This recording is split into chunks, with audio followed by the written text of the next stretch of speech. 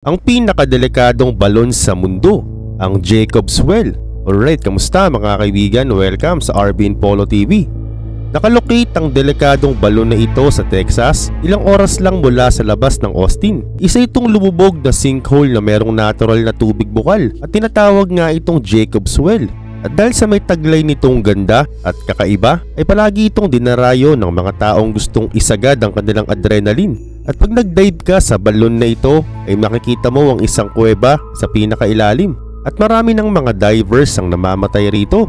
Ayon kay Alexander ng Houston Chronicles, ay halos dosena ng mga divers ang nasasawi kapag tinatangka nilang i-explore ang pinakakuweba. May lalim itong 100 feet bago magkuweba. Yun pa man, kinausap din ni Alexander si Dov Dibol, isa itong local diver na isa sa mga nag-rescue para mahanap ang mga nawawalang divers sa kuweba. At pinaliwanag niya kung bakit maraming tao pa rin na nagtatangka itong explore kahit napakadelikado. Ayon sa kanya, tagalogin ko na lang, ito'y parang isang pinagbabawal na prutas na nang-aakit na gawin ng isang bagay na napakadelikado. Parang ibig sabihin niya dito, kung gusto mo talagang makita ang tinatago nitong ganda, ay kailangan mo munang isugal ang buhay mo.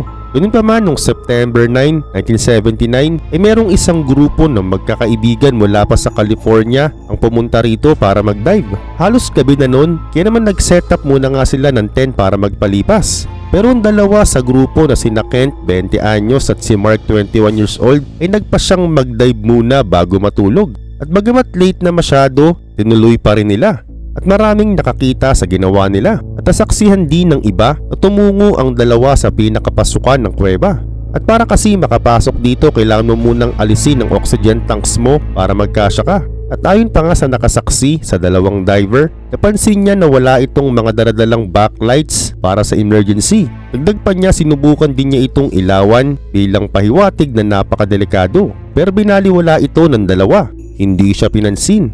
At ang ending, hindi na nga sila nakabalik pa. At ngayon ang mga rescuer diver kasama si Don Dibol ay umubos ng halos ilang linggo mahanap lang ang katawan ng dalawa. Pero sa kasamang palad, hindi sila nakadaan sa makitid na daanan ng kuweba. Kaya naman inisip nila na natrap doon sa loob ang dalawang binata.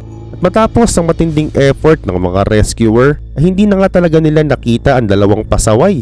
Ngayon matapos nito ang ginawa ng mga tao, nilagyan na nga nila ng harang ang pinakalagusan ng kuweba para wala ng kahit na sinong tao ang magtangkang pasukin ito.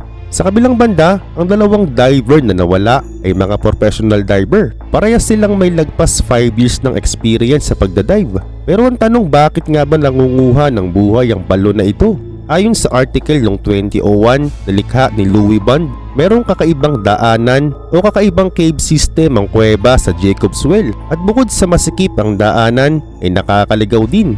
Saad pa niya sa article, meron ditong akala mo labasan na pala pero isa pala itong patibong na daanan na kapag pumasok ka hindi ka na makakalabas pa.